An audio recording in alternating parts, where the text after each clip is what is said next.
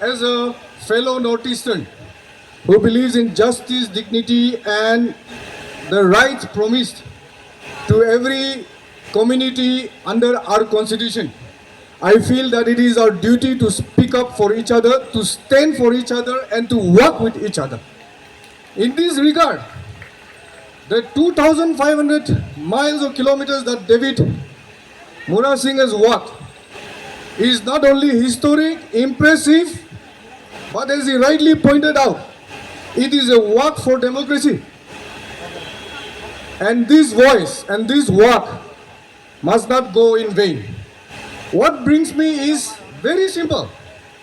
The recognition that the voices of our indigenous people of the Northeast and Tripura are not just local concerns, but part of India's larger conscience. And we refuse to acknowledge that.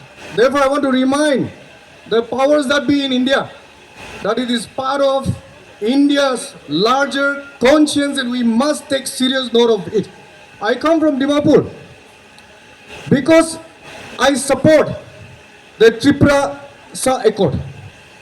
I want the Tripura Sa Accord to be implemented as soon as possible because an accord which was signed is not just ink on paper. It is a sign of commitment. It is a sign of justice. And you cannot promise something you cannot fulfill. For me, the part of democracy, the part of peaceful movement that Tripura community has taken is an inspiration to the entire indigenous community of the Northeast. Everyone is looking up to you. Everyone is happy with you. Everyone is proud of you. So much so that if one Tripura community member is attacked, the whole Northeast is attacked. You are not alone. Tomorrow, if you are attacked, I am attacked, we will stand with you. Because this is our fight to save our democracy, not somebody's democracy. Illegal migrants have changed the demography of the entire Northeast, not just Tripura. Tripura is always cited as an example of how the ruling majority, indigenous community has been made into a minority by migration. It is a problem that we have faced for so many years today. After leaving all violent forms of protest, Tripura Mota and the Tripura community has come together peacefully, asked for a peaceful resolution because the whole of India is asking for a dialogue-based resolution. You have accepted that request and they have signed an accord with a promise. When will or how many accords will Government of India sign in the Northeast for them to implement our accords? How many accords needs to be signed more? I think enough is enough. The accords that have been signed in honor of our demands, which is constitutional, which is for the right and dignity of our people, has to be honored. Till such time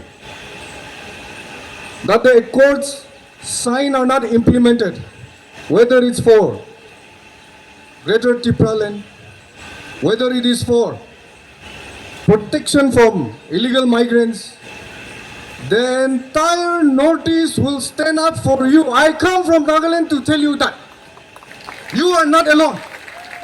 You can never be alone. Your fight is my fight.